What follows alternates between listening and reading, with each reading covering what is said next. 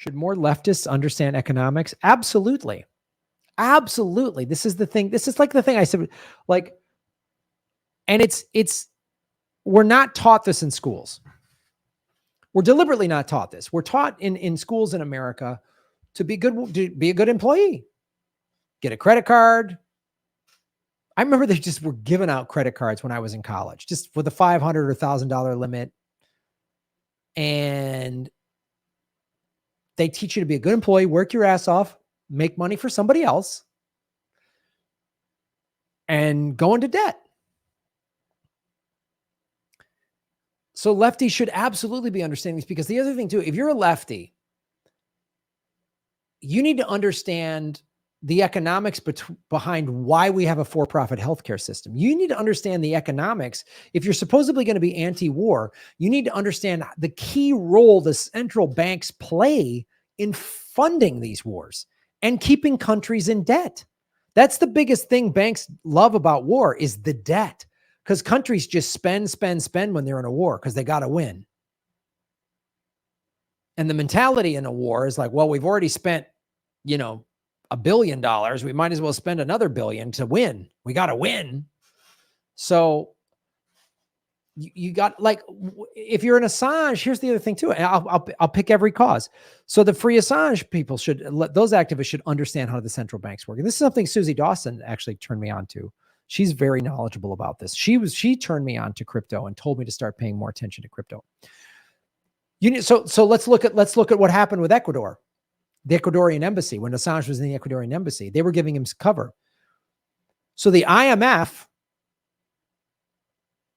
at the behest of the US State Department, went to Ecuador and said, hey, here's a $500 million loan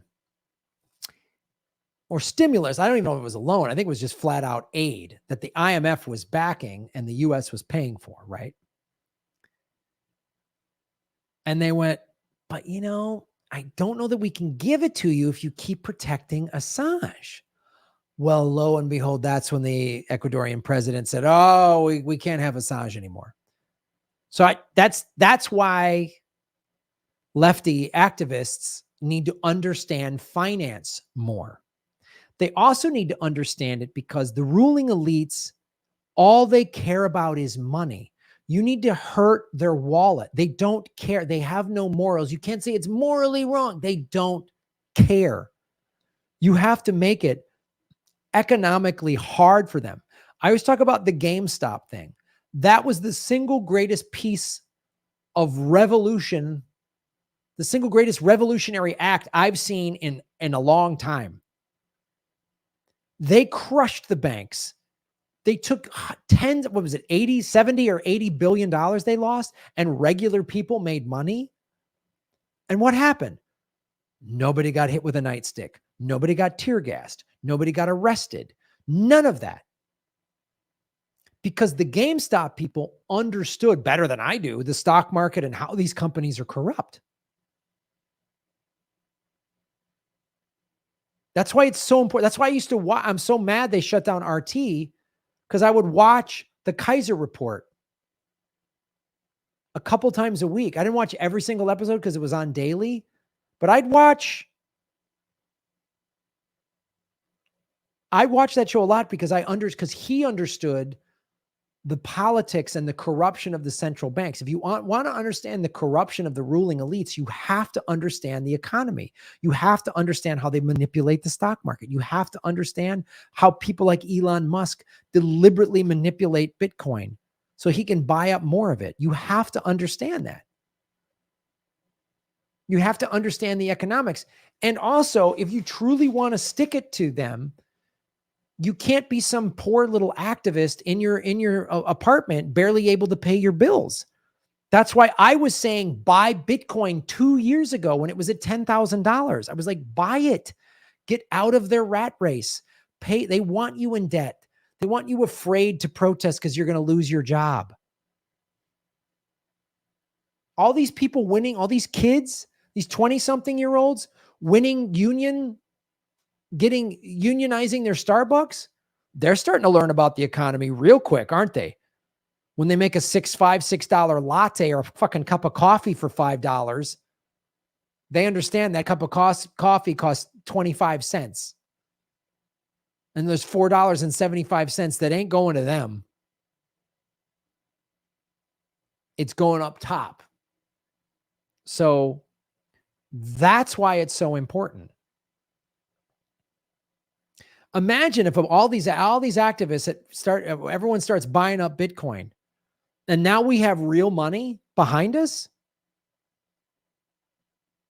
Bitcoin takes off, and a couple of years from now, there's a bunch of activists that are now millionaires. Well, now we have leverage. We don't just have yelling in the streets.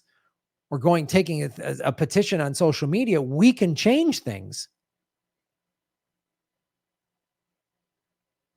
If I become a crypto millionaire, I'm going to just buy an apartment complex and get homeless people off the street. I'm just going to do that. I'm going to try to buy land owned by Monsanto and then turn it into a co-op farm that locals get to have. That gives people jobs and we just feed our own community. That's what I'm going to do with my money. That's why it's so important. That's why I've been talking about this for 2 years. 2 years ago, I paid off my credit cards with Bitcoin money. I cashed out some Bitcoin. Like, I used crypto, and yes, the crypto markets are down right now. Money's tight. Of course, yes. I've been able to keep the show going after we're in 17 months now of being demonetized by YouTube. And it's tough and it's a challenge. And I got to deal with gas fees and this exchange. I can't convert Ray into Ethereum. I got to deal with all this crap, and it's not easy. It's a pain in the ass, but I'm able to keep afloat because I got knowledgeable about crypto. I got knowledgeable about the economy. I got knowledgeable about central banks to give myself a fighting chance. I didn't have this knowledge when they stole my home from me in 2010. Yes, they stole my home. Both parties stole my home. And I made some mistakes, and I got to own those mistakes. And that's the thing. If you screw up or make any mistakes because you weren't educated correctly about money, because none of us have been, then you are ripe for them to just screw you over. And this country does not care about you. The Democrats don't care. The Republicans don't care. They don't care about you. No one's coming to save you. There's no third party going to come right in and save you. There's no Bernie Sanders. There's no Tulsi Gabbard. There's no squad. They're not coming to save you. They're not coming to save you. It's not going to happen. There's not going to be a general strike because Americans are going to just keep fighting with each other. Look at the Roe v. Wade leak. Look at all these liberals who started protesting Mitch McConnell's house. They should have protested Nancy Pelosi's house because the same day that leak came out, she was supporting an anti-abortion Democrat. But they won't do it. They'll just go on social media and blame the Republicans. Why are you blaming the Republicans? The Republicans have said from day one who they are. The Republicans have never hid this. They've been against abortion for 50 years. Nope, it's a sin. Blame the Democrats. They're the ones who say they're going to do these things and then don't. Hillary Clinton was your feminist hero? How can you pick a feminist hero? How can she be your feminist hero when she picked Tim Kaine, who's an anti-abortion Democrat? Hillary picked that guy. I don't vote for anti-abortion candidates. That's why I didn't vote for Hillary. But it wasn't Hillary's fault. It was Jill Stein and Susan Sarandon. So there's no movement that's not happening. Nobody's running in nobody's coming in on a white horse for you. It's not happening. The left is fighting and eating. YouTubers aren't going to, it ain't going to happen. I've been trying to educate and empower all of you. You want to listen? Fine. Don't listen? Fine. I'm going to be okay when the economy collapses. Are you? I might have to make some serious, I might have to shut this show down. I have to move to a studio apartment. I might have to do a bunch of those things, but I'm not going to be on the street. I'm not going to have crushing credit card debt. I'm not going to have those things because I've been working to get rid of them. So I cannot stress enough why learning about how money really works and how the ruling class uses it. You have to know your enemy. And you can't fight them with things that they don't care about. They don't care about your moral compass. They don't care. They're sitting in they're in the Hamptons right now. They're on a yacht. They're in some boardroom. They don't give a shit about it. They don't care.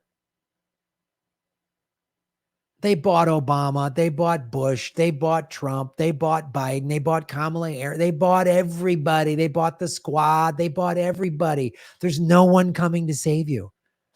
You have to figure this out. You have to get smart. You have to do this.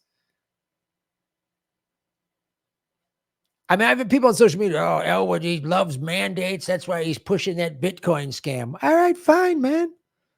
I don't give a shit. Still, people still crying about mandates. Mandates are fucking over. They're done. There's no more mandates. Don't wear a mask. Go fucking lick a toilet seat. I don't give a shit. Don't buy Bitcoin. Go put your money in fucking Bank of America. Good luck. I don't care.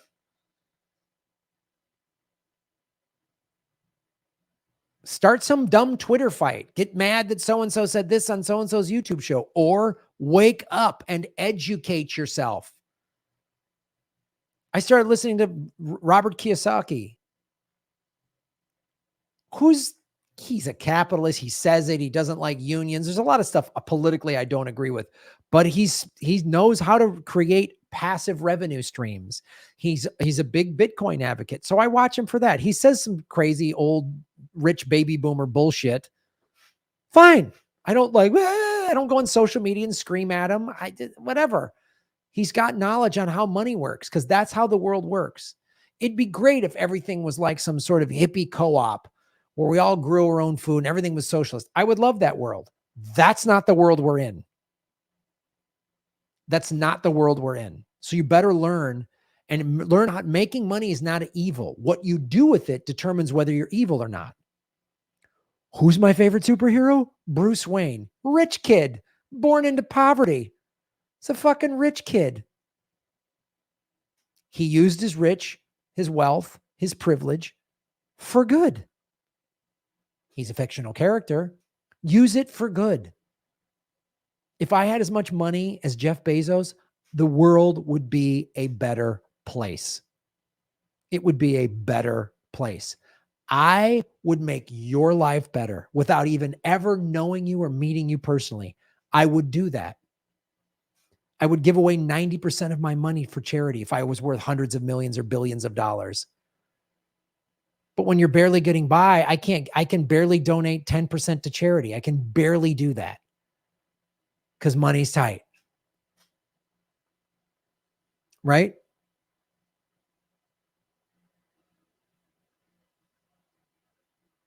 If I make a lot of money, I'm not buying a second house. I'm not driving luxury cars. If I buy a second house, it'll be an income property that generates me passive income that I rent out to like struggling artists or some shit like that.